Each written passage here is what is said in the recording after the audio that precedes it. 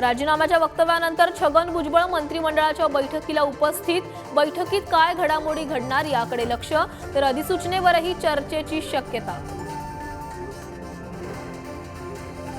10 फेब्रुवारीपासून मनोज जरांगे पुन्हा उपोषणाला बसणार। कायद्याची अंमलबजावणी होईपर्यंत लढत राहणार जरांगेंचा निर्धार।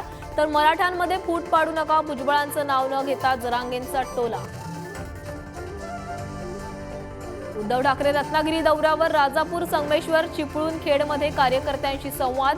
रत्नागिरीत जाहीर सभा, तर राजापूरच्या दूतपापेश्वर मंदिरात घेणार दर्शन। राज्यसभेच्या जागेवरून महाराष्ट्र काँग्रेसला अजूनही दिल्लीतून ग्रीन सिग्नलची प्रतीक्षा। उमेदवारीसाठी राज्यातील नेत्यांमध्ये मतमतांतर।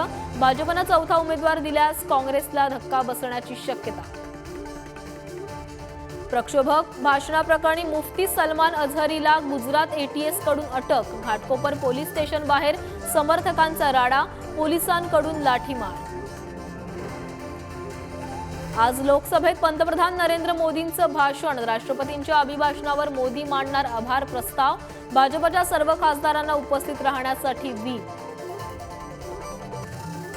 झारखंडमध्ये चंपाई सोरेन सरकारची आज अग्निपरीक्षा। विधानसभेत सिद्ध करणार बहुमत। 43 आमदारांचा पाठिंबा असल्याचा चंपाईंचा दावा।